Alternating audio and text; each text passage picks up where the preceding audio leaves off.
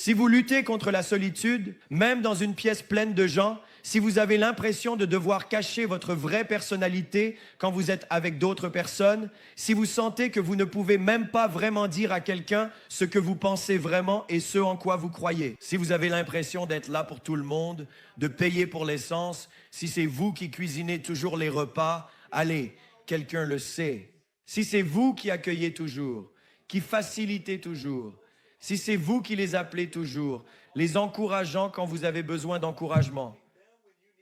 Oh, allez, est-ce que quelqu'un ressent déjà la liberté? Ce message est pour vous. Alors je veux que vous regardiez ça jusqu'au bout. Je veux que vous vous concentriez là-dessus. Mais souvent, quand nous avons l'impression d'être complètement seuls, quand nous avons l'impression que personne ne comprend, nous faisons le contraire de ce que nous devrions faire. Nous nous isolons quand nous devrions nous rassembler. Alors tournez-vous vers l'introverti à côté de vous et dites-lui, ne vous isolez pas, rassemblez-vous. Allez, mettez-le dans la section des commentaires tout de suite. Ne vous isolez pas, rassemblez-vous. Allez, dis-leur, oui, ça veut dire toi. Les gens disent, je suis très timide. Autour de qui? Je suis silencieux. Autour de qui? Parce que je vois certaines personnes qui agissent de manière calme autour de certaines personnes, et puis vous les voyez dans un autre contexte, et là ils sont comme « je suis là, je pensais que tu étais l'introverti, alors devons nous rassembler.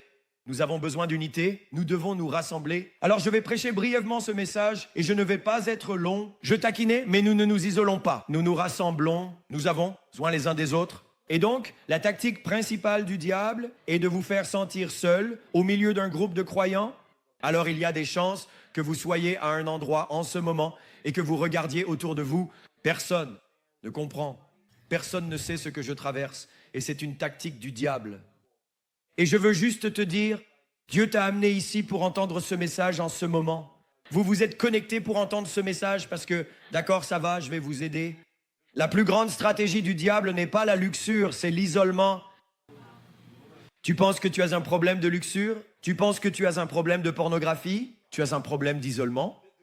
La plus grande stratégie du diable n'est pas l'addiction, ce n'est pas l'alcoolisme, c'est l'isolement. L'isolement est la plus grande attaque que vous pouvez subir de la part du diable. Ce n'est même pas un traumatisme, c'est l'isolement. Oh, allez! Si tu veux briser la psyché d'un être humain, mets-le en isolement. Ça va briser un être humain. D'accord, je veux débloquer ça pour toi, mais je dois avouer quelque chose. J'ai fait une horrible erreur. J'ai un chien, un adorable compagnon, et c'est qu'est-ce que c'est? Un doodle? Qu'est-ce que c'est? Quelque chose comme ça. Très intelligent. Et tu sais d'où je viens? Tu sais, les chiens peuvent te tuer. D'où je viens, ton chien te protégera. Tu sais ce que je veux dire? Nous, je ne vais pas aller plus loin que ça parce que je ne veux pas, mais nos chiens étaient précieux d'où je viens. Tu sais, ton chien était le meilleur ami de l'homme. J'ai acheté un ennemi et, je te le dis, ce chien ne peut même pas rapporter un journal. Il ne peut même pas rapporter un journal. Ce chien ne peut rien manger pour moi. Donc l'autre jour, j'étais dans le jardin avec ma famille et j'ai eu ce nœud dans l'estomac. Genre, où est-ce que tu as déjà ressenti ça? Genre, je me sens comme, où est mon chien? Parce qu'il y a deux types de chiens. Des chiens qui peuvent être laissés seuls et des chiens qui ne devraient jamais être laissés seuls. J'ai un de ces chiens. Donc quelque chose en moi se disait, où est Star? Maintenant, Star a enfin compris qu'il est assez grand pour sauter et atteindre le plan de travail. D'accord? Maintenant, si vous m'aviez dit que je travaillerais aussi dur pour avoir un chien qui pourrait atteindre mes plans de travail, je vous le dis, nous allons les mettre en adoption après ce service et afficher le code QR pour voir qui veut faire une délivrance sur ce chien. Parce que j'avais ce nœud dans l'estomac où Star et les enfants disaient « Oh, il est juste dans la maison ». Alors j'entre dans la maison et je commence à appeler doucement « Star, Star, où es-tu? Où es-tu ?» et lentement. Et tout le monde ici sait que quand le chien ne vient pas en courant vers vous, ils savent ce qu'ils ont fait. C'est juste comme dans le jardin d'Éden, Adam. Dame, où es-tu? Ai-je raison? C'est comme quand Adam et Ève ont péché. Ils ne peuvent être nulle part à trouver parce qu'on s'isole quand on a honte. C'est-à-dire, en réalité, même un chien, parfois, s'isole vraiment quand il a honte. Et devinez ce que Star a fait. Je venais d'acheter ce beurre Maintenant, c'était du beurre, pur, biologique, nourri à l'herbe. Et vous savez, les courses sont chères en ce moment. Alors j'ai dit, je vais faire ça pour papa. Papa prend le bon beurre. Vous utilisez votre beurre. Ça, c'est le beurre de papa. Star est monté sur le plan de travail, a mangé la moitié de tout ce beurre. Tout son museau était rempli de beurre. Et quand je le trouve, il remue la queue et se déplace bizarrement, comme le font les chiens. Est-ce que tu vas me frapper? Tu vas me mettre là-dessus? Le chien se dit, quelle version de Mike je vais avoir? Et je suis là, en train de comprendre en ce moment. Donc, sera disponible? Maintenant, ce chien a vomi du beurre, il a fait caca du beurre, sous forme liquide, partout. Ouais, bienvenue dans mon monde. C'est ce que j'ai traversé pour ce chien. Donc, voici le point de l'histoire.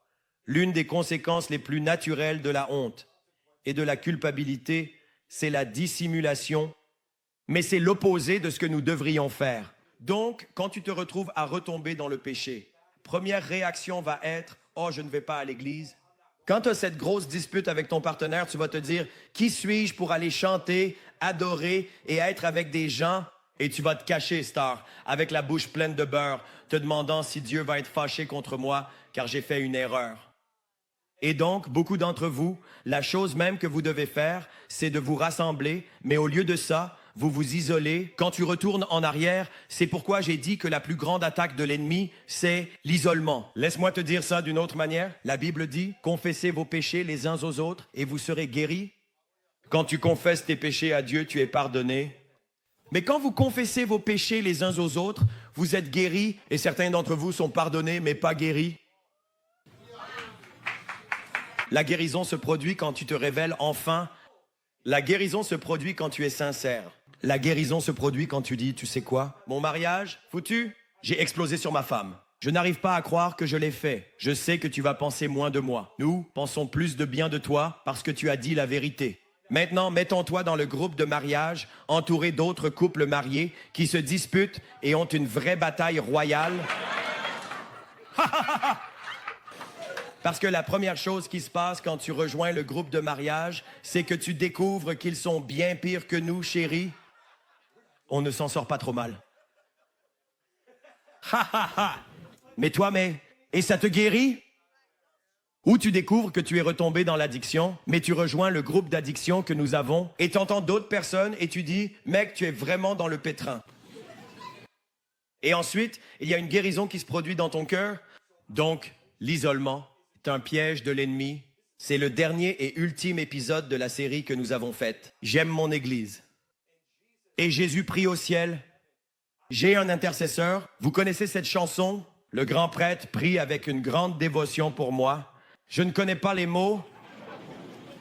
Donc, Jésus est au ciel, intercédant pour que nous parvenions à l'unité. Mais nous sommes l'une des églises les plus divisées et fragmentées de l'histoire de l'Église. Et je ne parle pas de V1, je parle du corps du Christ. Nous examinerons cela parce que j'ai des révélations.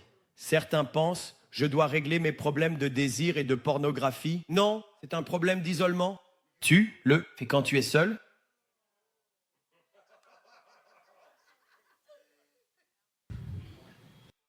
C'est un problème d'isolement. Donc, ce que Dieu veut faire, c'est aller à la racine. Tu vois, quand l'humanité est tombée et Adam et Ève se cachaient, ils étaient conscients de leur nudité. Dieu les appelait. Le seul qui pouvait restaurer dans le jardin, c'était Dieu, mais c'était le plus loin qu'il s'éloignait de lui. Donc, c'est comme si j'essayais juste de vous dire dans cette église, enlevons le masque.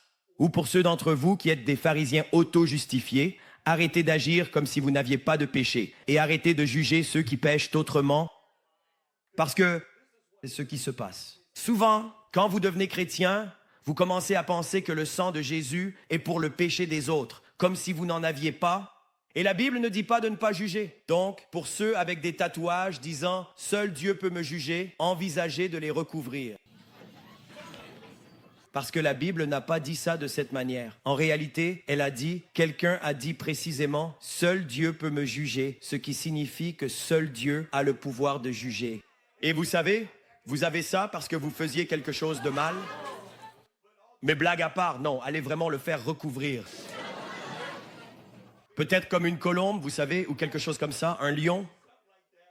Mais, donc, vous savez, quelque chose comme ça.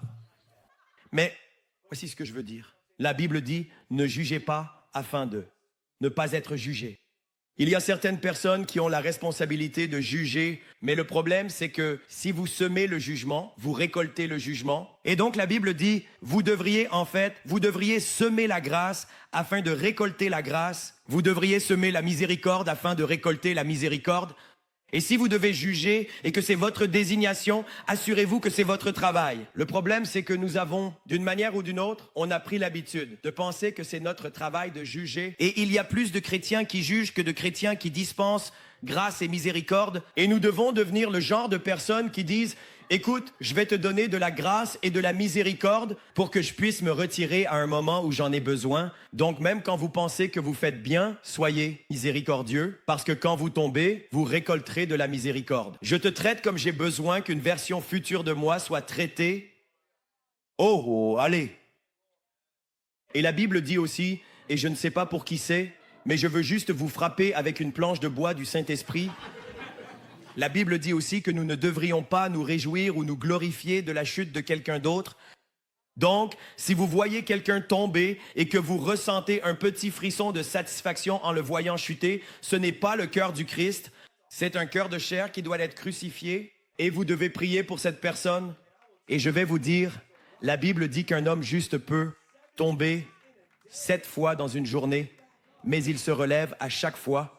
Et donc, même quand vous voyez quelqu'un tomber, vous devez prier, Dieu, ramène-le, relève-le.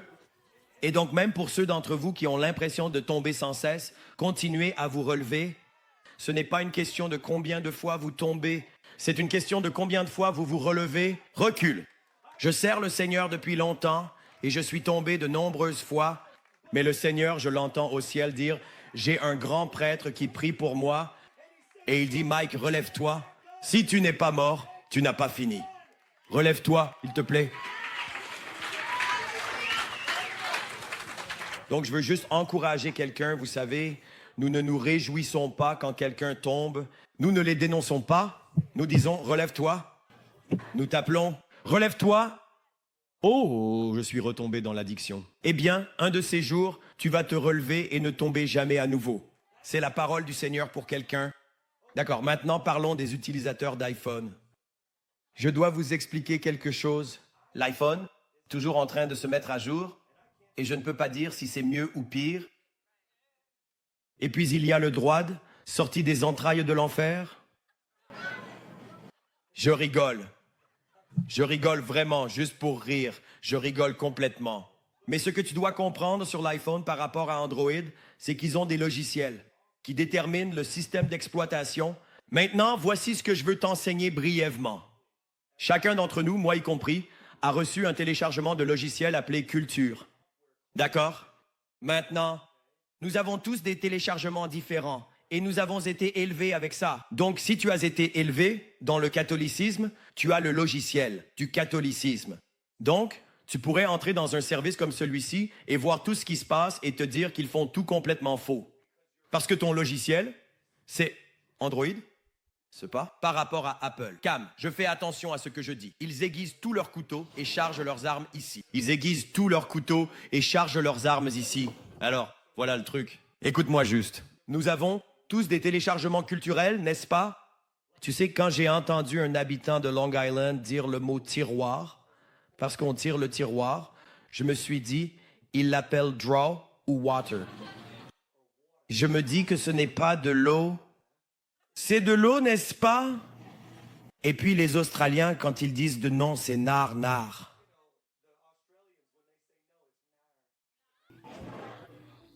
C'est comme ce n'est pas, où est le R?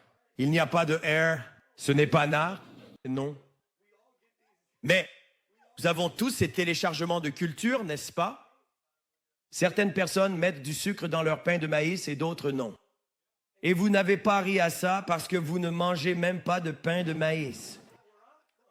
Mais d'où je viens, avec les montagnards et les rednecks, si je disais que le pain de maïs devrait avoir du sucre, je déclencherais une émeute. Et à Long Island, tout le monde se demande, ça a quel goût le pain de maïs? On doit vraiment organiser un repas partagé ici. C'est comme ça qu'on va s'unir. Et nous allons leur apprendre, maman, que tu fais le pain de maïs dans une poêle en fonte et que tu mets définitivement du sucre dedans. Et c'est tout ce que tu vas savoir ici à New York. Mais quand j'ai épousé Julie, sa famille ne mettait pas de sucre dans le pain de maïs et j'ai failli devoir divorcer à cause de ça. D'accord. Donc vous me comprenez? Je ne sais pas pourquoi certains Caucasiens ne savent pas assaisonner leur nourriture. Je l'ai dit. Je l'ai dit. Je ne comprends pas. Dans notre culture, personne ne nous a jamais éduqués. Nous avons besoin de vous. Nous avons besoin de vous. Quelqu'un au premier rang se lève tout de suite. Vous le faites. Je suis déjà allé chez vous. J'ai mangé votre nourriture. Vous avez besoin de nous. Je ne sais pas comment vous avez réussi à cet âge, comment vous avez survécu en mangeant ça. Nourriture de prison. Maintenant, on en rit, mais voici le truc. Ce logiciel peut nous unir ou il peut nous diviser. Et la difficulté de faire grandir une église saine, c'est que nous devons arrêter de sacrifier l'unité sur l'autel des préférences et nous devons apprendre à apprécier et nous devons apprendre à valider et à défendre et nous devons apprendre à laisser nos préférences de côté. Et je veux décomposer parce que je vais entrer dans les Écritures sous peu, mais je veux décomposer certains logiciels reçus. Nous allons aller en profondeur. Mais en tant qu'Église, ça ne vous dérange pas. Quand je deviens intellectuel et que je passe en mode professeur, vous êtes avec moi, d'accord? Donc, en tant qu'étudiant en philosophie, la philosophie est un logiciel hérité. Donc, en d'autres termes, les êtres humains ne pensaient pas toujours comme ils pensent maintenant. Et ils pensent aussi différemment selon les régions et les pays. Donc, nous avons tous un logiciel différent. Alors parfois, nous devons demander quel téléchargement avez-vous reçu, parce que les téléchargements que vous recevez déterminent comment vous interagissez avec le monde entier. Donc, numéro 1, et si vous prenez des notes, le plus grand téléchargement que nous avons dans cette génération de logiciels, c'est notre façon de penser, nos mentalités. Ça s'appelle l'hédonisme. Donc, si vous prenez des notes, c'est H-E-D-O-N-I-S-M-E, hédonisme. Et c'est ce que signifie l'hédonisme. C'est la vision du monde selon laquelle la vie existe pour mon plaisir et mon but. Donc, la plupart d'entre nous ne sont pas vraiment chrétiens.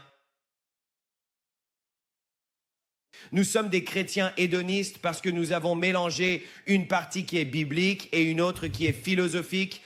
Alors, qu'est-ce que cela signifie? La vie existe pour mon plaisir et mon but. Donc, ce que cela signifie, c'est que même les personnes qui ne sont pas chrétiennes, la plupart de leur vie est à la recherche du plaisir. Qu'est-ce qui est du bien?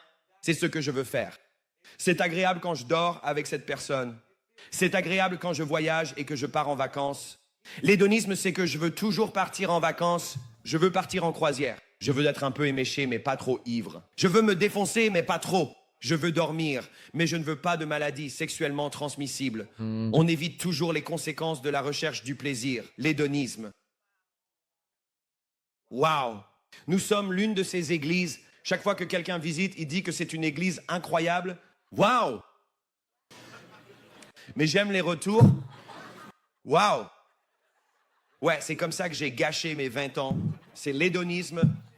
Et nous ne voulons jamais vivre là où nous vivons. Nous fantasmons toujours sur le fait de vivre ailleurs. Ne voulons jamais être avec ceux avec qui nous sommes. Nous fantasmons d'autrui. C'est l'hédonisme.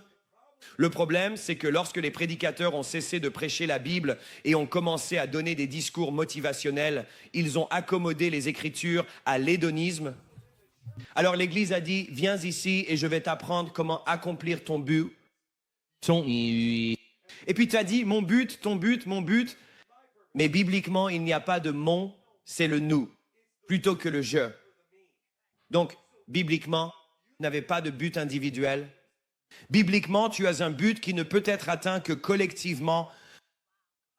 Donc, quand tu prêches des messages comme « Je veux t'apprendre à réaliser ton destin », le problème, c'est que ça renforce ton égoïsme.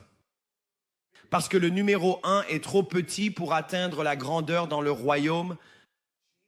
Jésus était parfait et n'a pas accompli son but tout seul. Tu sais ce que je viens de dire?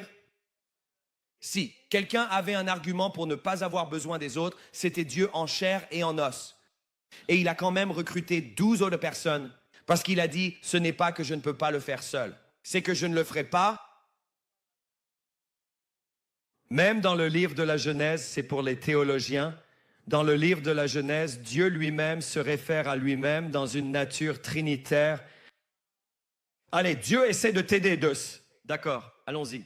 L'autre système d'exploitation s'appelle le narcissisme.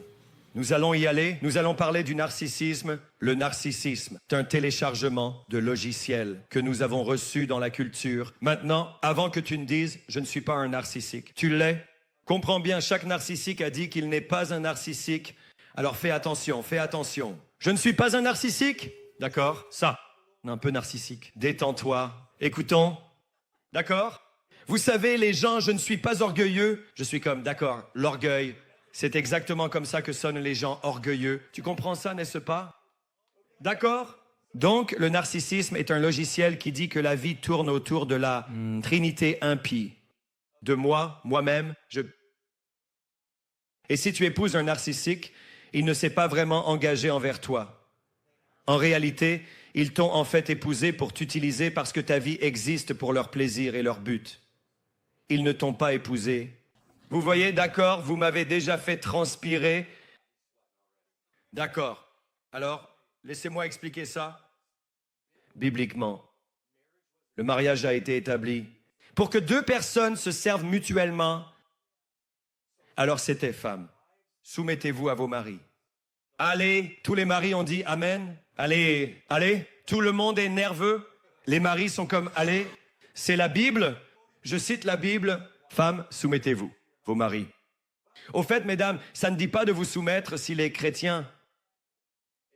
Ça ne dit pas de vous soumettre s'il est parfait et fait tout bien et de vous soumettre si vous pensez qu'il mérite votre soumission.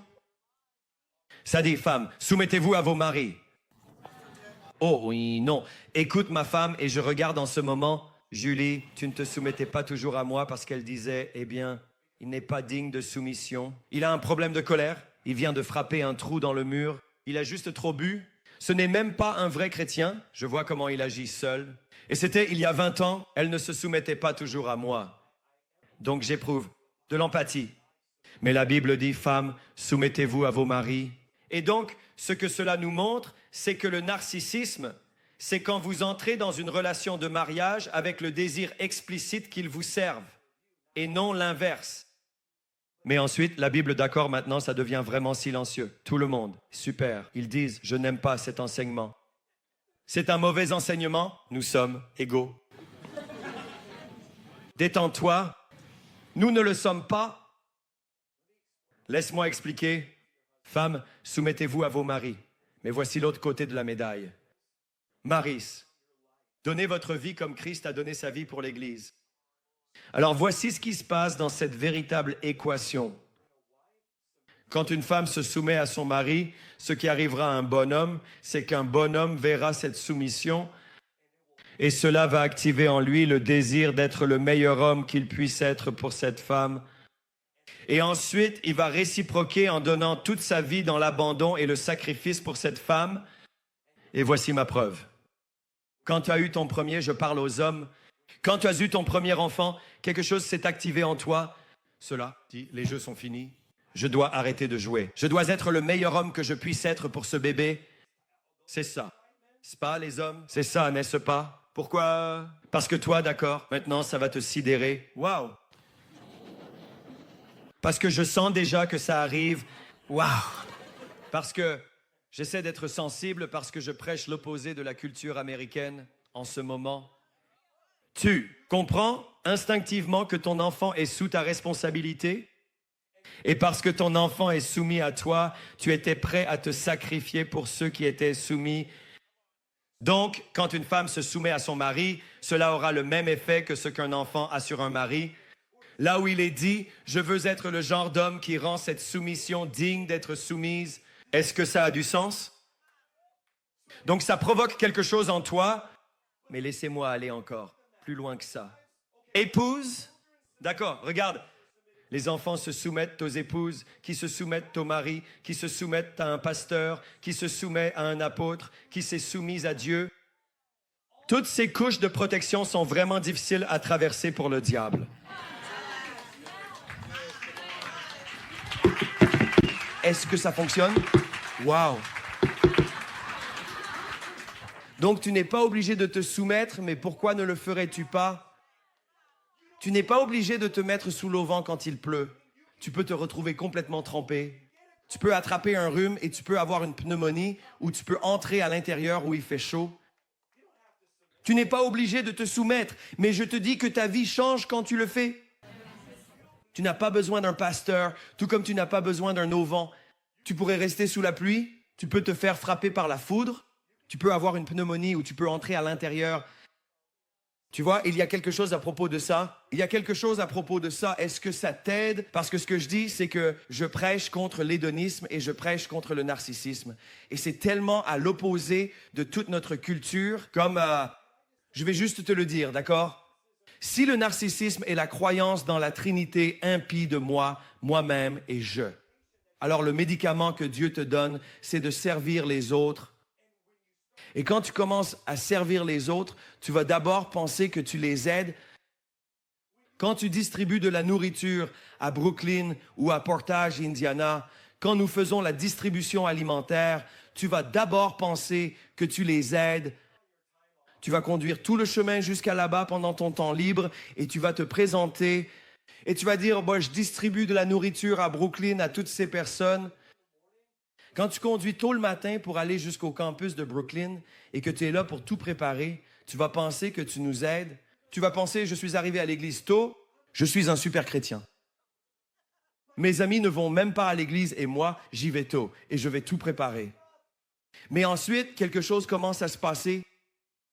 Tu réalises que ça t'aide plus que tu ne l'aides parce que c'est en réalité le remède contre le narcissisme. Le narcissisme te rendra fou. Pourquoi? Et tu te dis, je ne suis pas narcissique. Alors pourquoi penses-tu à toi-même toute la journée? Même. Les sentiments blessés peut devenir une forme de narcissisme parce que tu es obsédé par toi-même. Et ces moments où tu donnes de la nourriture à quelqu'un dans une file d'attente à Brooklyn, tu reçois en fait l'antidote pour ce que ce monde nous a corrompus. Parce que tu ne penses pas à toi-même, tu penses à combien de pommes de terre je peux te donner et tout en gardant des pommes de terre pour toute la file. C'est à ça que je pense quand je sers les gens à Brooklyn. Je me demande, est-ce qu'on a assez de nourriture, ça et ça? C'est la même chose avec le chargement. Tu arrives tôt le matin, puis tu réalises que c'est le seul jour de la semaine où j'arrête de m'obséder sur moi-même. Tu vois, et donc c'est comme ça, cette église, ils m'ont utilisé. Non, non, non. Écoute, ce n'est pas le médicament qui t'a utilisé. Tu utilisais le médicament. Tu avais plus besoin de ça que ça n'avait besoin de toi. Laisse-moi le dire autrement. Ce dont nous faisons partie est toujours plus grand que n'importe quel rôle que nous jouerons. Donc, c'est le diagnostic. C'est pourquoi nous avons besoin de ça. C'est bon pour notre âme. D'accord, je vais te donner quelques logiciels de plus. Est-ce que ça aide quelqu'un? D'accord, parce que je sais que c'est un peu profond, mais on y va. Un des plus grands logiciels que les gens ont téléchargé dans leur cerveau culturellement s'appelle l'agnosticisme. Agnosticisme. Tu peux noter ça dans tes notes. A-G-N-O-S-T-I-C-I-S-M. L'agnosticisme. Et cela signifie que Dieu, c'est comme ça qu'il croit. Dieu peut exister. Je ne nie pas son existence, mais il est inconnaissable. Il n'est pas vraiment impliqué dans ma vie. Donc, Dieu peut exister quelque part, mais il est inconnaissable et il n'est pas vraiment directement impliqué dans ma vie. Alors, selon cette définition, combien d'entre vous connaissent un nombre de gens qui pensent de cette façon à propos de Dieu? D'accord, presque toutes les mains. Par exemple, tu vas à ton travail demain et tu dis « Et tu crois en Dieu ?» Ils disent « Ouais, Dieu pourrait exister quelque part, d'une certaine manière. » Tu vas à l'école, tu leur demandes « C'est ça l'agnosticisme? C'est une vision du monde? » Et cela vient de quelque part. Mais puis-je juste vous dire, et c'est pourquoi nous avons besoin des dons de l'esprit, quand tu donnes à quelqu'un une parole de connaissance, si tu prophétises avec précision sur quelqu'un, cela en soi est la preuve que Dieu est connaissable. et il est intimement impliqué dans ta vie. Je viens d'assister à une conférence de pasteurs et c'est pourquoi je suis en train de préparer un virage radical pour ce sermon. Puis nous allons le conclure. Je viens juste de voir un pasteur. J'ai eu le privilège de prêcher devant 1000 pasteurs. Je prêchais. Le Seigneur m'a dit, prêche sur les dons du Saint-Esprit. Parce que la plupart de nos églises en Amérique sont absolument dépourvues de puissance en ce moment. Ils croient que c'est Dieu, le Père, Jésus, le Fils et les Saintes Écritures, et ils ont supprimé le Saint-Esprit. Et je suis en mission pour dire que nous ne pouvons pas faire cela sans le Saint-Esprit. Et si vous niez les dons de l'Esprit, vous niez le donateur des dons. Et je veux rendre honneur au Saint-Esprit. Alors j'ai fait ce message et je prêchais sur les dons du Saint-Esprit. Et saviez-vous que plus d'une douzaine de pasteurs et leur équipe sont partis en plein milieu de mon sermon? Et maintenant, écoutez, vous ne savez pas quel genre de courage vous avez tant que vous n'êtes pas prêt à dire choses impopulaires. Mais beaucoup sont restés. Puis quand j'ai terminé, j'ai dit, d'accord, je vais prendre un risque devant vous. Je vais me mettre en jeu et je vais démontrer les dons de l'Esprit. Maintenant, j'ai ma supervision apostolique, les personnes qui ont aidé à fonder notre Église, et ils regardent. Et je me dis, soit je vais échouer très durement, soit je vais gagner très grandement grâce à Jésus. Et j'ai dit, je ne peux pas vous enseigner sur la prophétie sans prophétiser. Cela vient juste d'arriver la semaine dernière. Et tout à coup, j'ai juste dit, Seigneur, s'il te plaît, aide-moi à prouver que tu es réel, Saint-Esprit. Prouve que tu connais ces gens. Prouve que tu es impliqué dans leur vie. Prouve qu'il y a plus que simplement mémoriser les Écritures, parce que même le diable connaît les Écritures, mais ne les obéit pas. Et tout à coup, j'ai regardé ce pasteur et j'ai dit, lève-toi avec ta femme, je veux te dire quelque chose. Et j'ai dit, tu as été fidèle à servir de nombreux autres hommes et même à voyager à travers les États-Unis pour leur ministère. Mais Dieu va maintenant amener des gens vers ton ministère. Et ils vont te dire qu'ils veulent que tu déménages, qu'ils veulent déménager là où tu vis dans le Michigan pour faire partie de ton ministère. Et puis j'en ai eu plus. Et le Saint-Esprit me montrait. Et j'ai dit, le Saint-Esprit m'a montré que tu disais à ces hommes, non. Pendant que je disais cela, cet homme adulte à côté de ce pasteur pleurait à chaudes larmes. Je veux dire, comme perdre le contrôle. Et je me suis dit, je dois juste, j'ai dit au gars, et je suis sur scène devant 1000 pasteurs en train de faire ça. Je dis au gars en pleurant, pourquoi pleures-tu? Il se lève. Je vis à Seattle. J'ai volé jusqu'ici pour dire à ce pasteur, Dieu m'a dit de déménager dans le Michigan pour faire partie de son église. Et il m'a dit, non, mais je savais que c'était Dieu. Wow! Non, je ne dis pas ça pour me donner du crédit. Mais je vais te dire, pour la douzaine de personnes qui sont parties, elles ont raté le meilleur moment. Parce qu'il est le même hier, aujourd'hui et pour toujours. Et il était impliqué dans la parole à l'époque et il parle aujourd'hui. Et les dons du Saint-Esprit n'ont pas cessé sur terre. Alors j'ai dit, il y a d'autres personnes qui veulent te donner financièrement. Et tu leur dis non. Et Seigneur dit oui. Et un homme derrière lui commence à pleurer. Et puis il s'approche et il dit, j'ai essayé de lui donner 5 000 $ pour son ministère aujourd'hui. Et il m'a dit non. Donc nous prêchons de notre tête, pas de notre esprit. Et c'est pourquoi l'Église américaine est en train de mourir. Mais j'ai de bonnes nouvelles. Alors que l'Église américaine rétrécit, le reste se lève. Les vrais, ceux qui savent, oh, je veux du vrai, montre-moi. Je n'ai pas été invité à l'Église aujourd'hui. Tu as été invité à devenir l'Église et à sortir de l'hédonisme, de narcissisme. Sois les mains et les pieds de Jésus, que ce soit en distribuant un pain ou en donnant une parole prophétique. C'est tout Jésus. C'est Jésus le matin. C'est Jésus à midi. C'est Jésus à la veille de minuit. Ce Jésus est vivant grâce à la résurrection. Il n'a jamais cessé de parler. Il est toujours vivant. Mais il ne veut pas aller à l'église. Eh bien, pourquoi le ferait-il? Nos églises sont castrées et sans pouvoir. Et quand tu les invites à V1, ils ne s'attendent pas à tout ça. Tu sais, ils ne comprennent pas. Parce que ce qu'on nous a donné, c'est une dose létale. Une dose létale de religion sans réalité. Alors voilà, laisse-moi te montrer. D'accord, c'est le grand final. Nous en sommes à 3 heures, ça a passé vite. Donc, c'est la fin de ce message. C'est le dernier épisode de cette série, J'aime mon Église. Ça doit être une question d'unité maintenant. Parce que l'opposé de toutes les visions du monde que tu as reçues, c'est l'unité. Mais l'unité ne peut pas être imposé par un politicien. Tu entends ce que je dis? Donc, dans le mois qui vient, quand nous voterons tous, ne nous divisons pas comme si ce politicien, peu importe qui c'est, était la solution à la division? Parce que cela nécessite que du sang soit versé pour s'unifier. Et seul le sang de Jésus est suffisant pour nous rassembler. Mais j'ai commencé à regarder les Écritures parce que l'approbation de Dieu est toujours évidente quand le feu tombe. Tout au long des Écritures, y compris dans le Nouveau Testament, le feu tombe toujours quand Dieu approuve, sauf une fois, et nous allons l'examiner. Mais ça commence dans le livre des Actes, chapitre 2, versets 1 à 4, où il est dit « Quand le jour de la Pentecôte arriva, ils étaient tous ensemble au même endroit. Tout le monde dit ensemble et tout le monde dit au même endroit. Cet endroit pourrait être numérique en ce moment, alors que tu te joins. Pasteur Evan dans le Global Online, cet endroit pourrait être Miami en ce moment, dans un cinéma. Cet endroit, Brooklyn, cet endroit, c'est l'Indiana. Cet endroit, d'ici. Mec, je ne sais pas où est Christine Papetti. Je ne sais pas où elle est. Je l'aime et je parlais juste avec elle hier et elle a dit « Pasteur Mike, quand Révolution était un bar, la dernière fois que j'étais ici, elle dit « J'étais complètement ivre, vivant dans le monde. Je ne connaissais même pas Jésus. J'ai eu l'une des pires expériences de ma vie. J'ai eu une crise de panique parce que j'étais ivre et défoncé. Mon rythme cardiaque était à 200 pendant 5 heures. Je pensais que j'allais mourir. Et ils ont dû me sortir du parking dans une ambulance. Alors, son ami, qui était très proche d'elle, des années plus tard, à un moment donné, l'a invitée à l'église. Et l'église était l'église V1. Et quand ils sont arrivés dans le parking, Christine a dit que sa mâchoire est tombée parce que la dernière fois qu'elle était dans ce parking, elle était emmenée par une ambulance.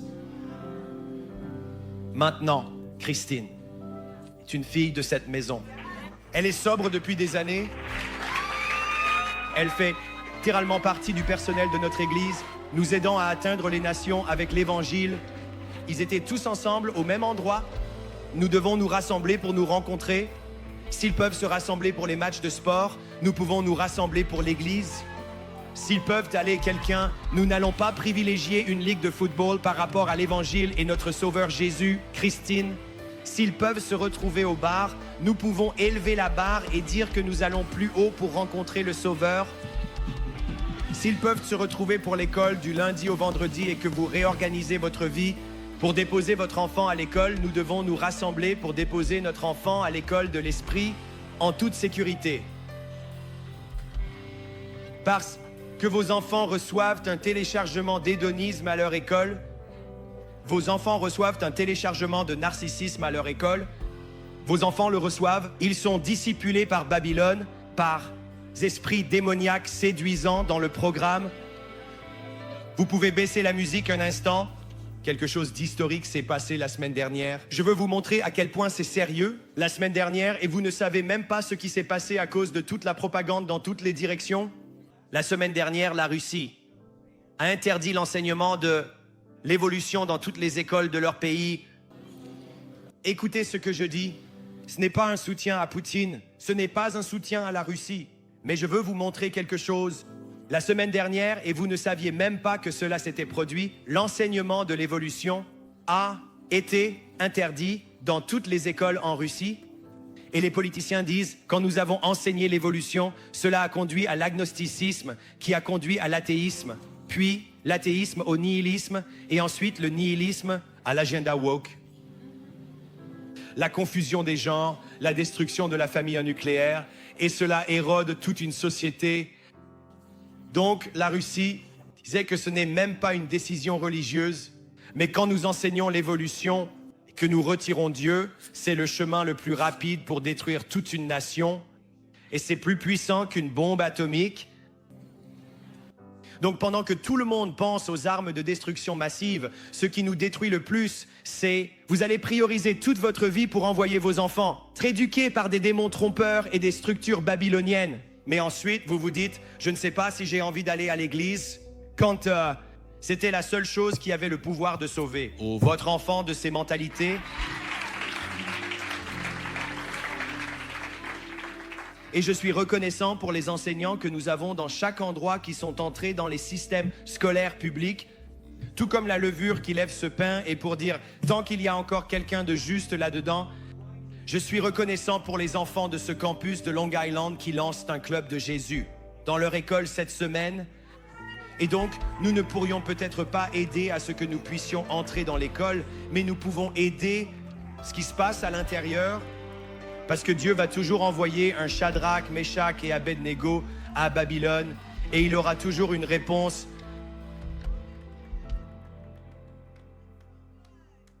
Allez, je suis d'accord, amen.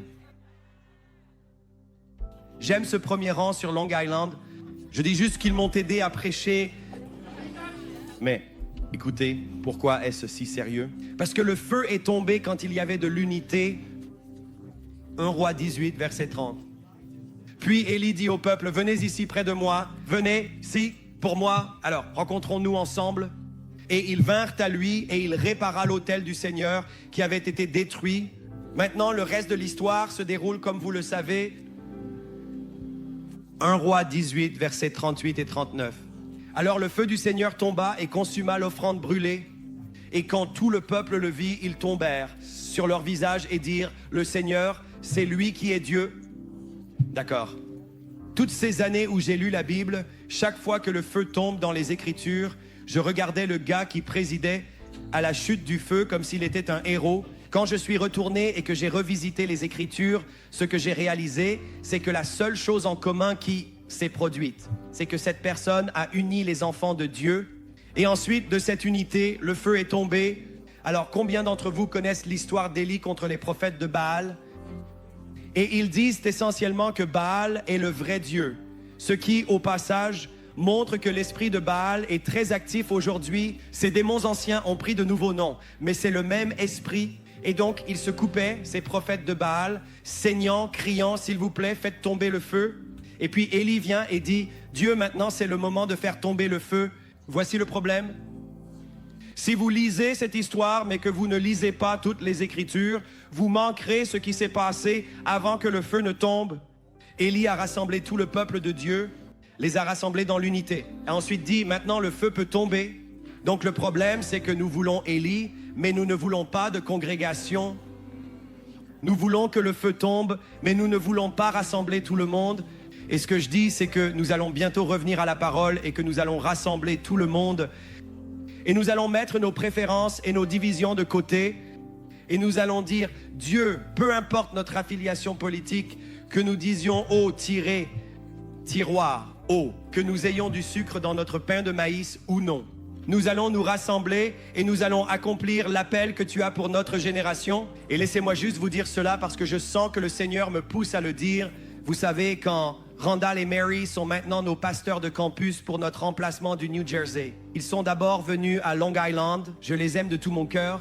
Mais Randall avait reçu une prophétie selon laquelle un homme blanc allait entrer dans sa vie et lui enseigne tout ce qu'il sait et l'élève à des niveaux qu'il n'aurait jamais pu atteindre tout seul et que cela allait être un signe de Dieu.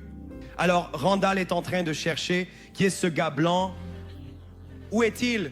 Et puis tout à coup, il est arrivé à V1 et il m'a rencontré. Et il a dit à Mary, j'ai rencontré le gars blanc. Ça va me mener à tous ces niveaux, tu sais. Et c'est une histoire vraie. Et ce qui est drôle, c'est qu'après toutes ces années, cela s'est réalisé. Et donc, je racontais l'histoire à notre emplacement de l'Indiana. Et j'avais tout un tas de personnes de couleur qui venaient me voir en disant, tu es mon pasteur blanc. Allez, tu peux en rire. Et il disait, tu es mon pasteur blanc. Et j'ai dit, je ne sais pas si c'est une bonne ou une mauvaise chose, mais j'ai l'impression que c'est une bonne chose. Voici la chose, je n'ai pas choisi d'être blanc, mais j'ai choisi d'être en unité. Randall a dû recevoir une parole prophétique de Dieu pour dire, ne juge pas le contenant et ne manque pas le contenu. Allez, j'essaie de dire que je ne sais pas pourquoi je suis de la race que je suis. Je ne sais pas pourquoi tu es. Mais si nous nous rassemblons en ce lieu, je crois que le Dieu de l'univers pourrait commencer à faire ressortir quelque chose de moi pour toi, toi pour moi. Et nous pouvons réduire la division raciale et nous pouvons nous élever dans l'unité. Et le feu du ciel va tomber, du feu sur nos finances, feu de Dieu sur nos mariages, feu de Dieu sur nos familles. Et cela se produira à travers l'unité. Quelqu'un crie, feu tombe.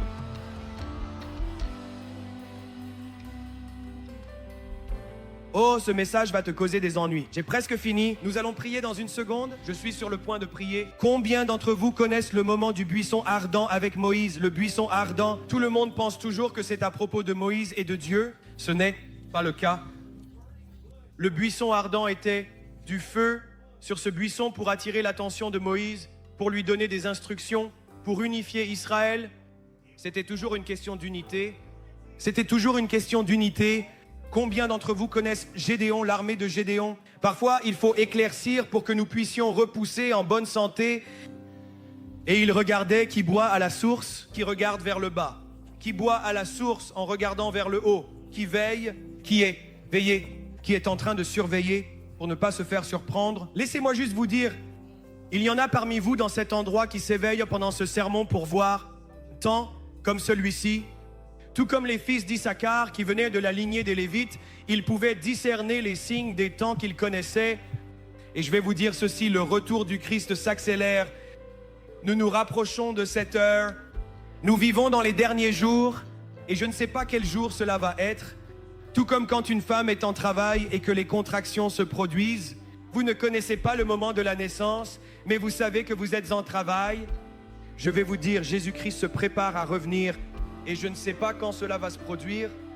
Mais il y en a qui discernent les signes des temps et qui voient ce qui se passe. Et nous disons, Seigneur, nous sommes les vierges sages qui ont plus d'huile dans notre lampe. Et nous traverserons cette nuit sombre et nous ne céderons pas à la tromperie parce que nous savons qui tu es. Levez-vous avec moi, nous concluons maintenant. Chute de feu. Chute de feu. D'accord? Rappelez-vous, j'ai dit qu'il y a eu un moment où le feu est tombé, mais cela ne représentait pas l'approbation et la faveur de Dieu.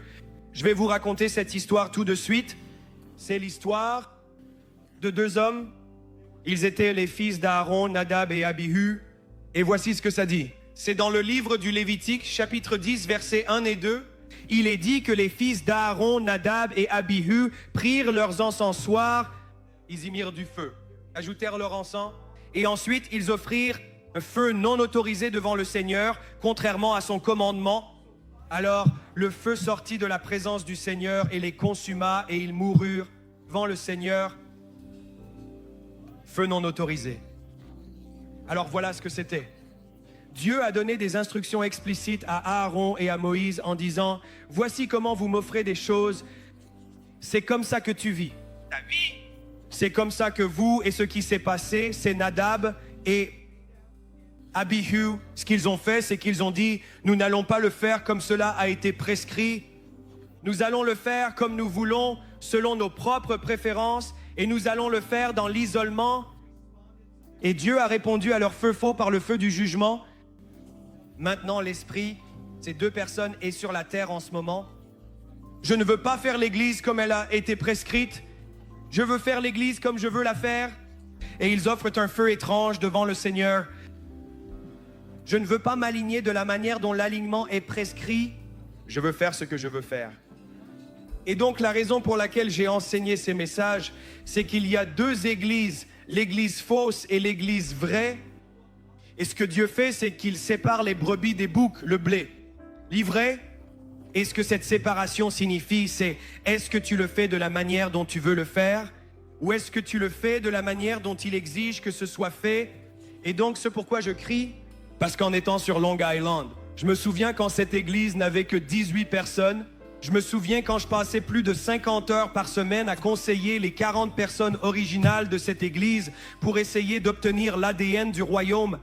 Je me souviens qu'ils venaient chez moi, que j'allais chez eux, qu'ils venaient me voir, qu'on était dans les restaurants, faisant tout ce que je pouvais pour leur transmettre le véritable royaume.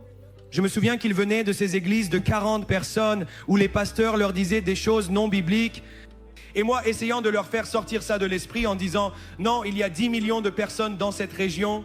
Si nous ne menons pas les perdus à la croix à tout prix, nous avons dévié de notre mission. Et je vous dis, vous n'êtes pas ici parce que nous sommes une méga église. Nous avons grandi. Grâce au discipulat, nous avons grandi grâce à la grande commission. Nous avons grandi en menant les perdus à la croix à tout prix. Nous avons refusé d'offrir un feu étranger parce qu'Aaron avait deux fils qui ont fait un feu non autorisé. Et je crois que Dieu m'a amené dans cette région comme un fils d'Aaron, pour dire voici comment tu dois offrir devant le Seigneur. C'est le prix à payer. Si ça me coûte tout, je te donnerai ça et plus encore. Et j'ai dû venir ici, tout comme Élie, pour réparer l'autel qui était brisé. Nous avions des généraux comme David Wilkerson. Et dans la génération qui a suivi, l'autel a été brisé. Et il faut que certaines personnes disent, reconstruisons cet autel, reconstruisons-le devant le Seigneur. Et arrêtons de donner à Dieu nos restes et commençons à lui donner notre premier et notre meilleur. Arrêtons de donner des pourboires et commençons à dîmer. Je ne parle pas de finances, je parle de ma vie. L'Église ne devrait pas être une pensée secondaire.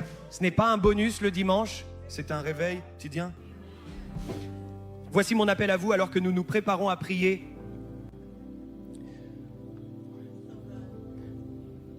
Pour un temps comme celui-ci,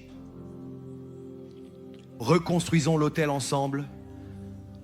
Dévoilons toutes les couches. Si vous êtes de passage et que vous êtes nouveau ici, beaucoup de ce que vous vivez aujourd'hui est beaucoup plus proche de ce que nous voyons dans les Écritures que ce que vous vivez ailleurs. Nous n'avons pas tout compris. Nous avons encore un long chemin à parcourir, mais en même temps, Dieu est parmi nous et il fait des choses incroyables. Je viens de recevoir un message. Un homme de notre église à Brooklyn avait un mariage brisé. J'ai prophétisé, nous allons réparer votre mariage. Plus tard, j'ai dit qu'il aiderait d'autres mariages. Maintenant, il dirige 25 couples qui restaurent leur mariage. Cet homme, maintenant de notre emplacement à Brooklyn, dirige 25 autres couples alors qu'ils restaurent leur mariage parce que le sien a été restauré. Et en plus de ça, il forme des leaders qui font maintenant la même chose et il multiplie. Alors je veux que vous fassiez cela en ce moment dans tous les lieux. Pensez à votre plus grand besoin. C'est votre ministère. Allez, je viens de vous aider.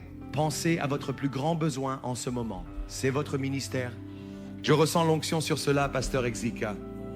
Pensez à votre plus grand besoin en ce moment. C'est votre ministère, parce que partout où il y a un besoin, la puissance de Dieu coule.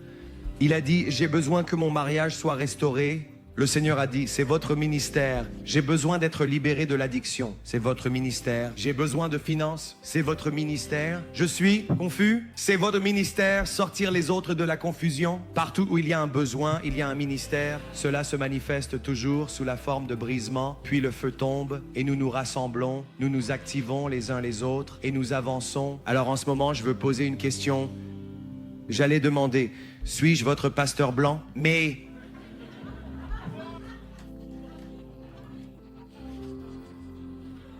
allez, vous pouvez réfléchir à cela. Je vous donnerai quelques dimanches de plus, mais la question que je veux vous poser est la suivante.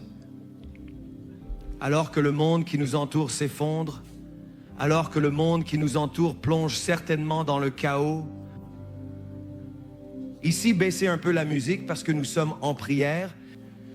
Alors que tout autour de nous s'effondre, peut-être pourrions-nous être ce groupe de personnes sur Long Island. Quand les gens entrent dans cette pièce, ils disent « Je ressens quelque chose ici que je n'ai jamais ressenti ailleurs ».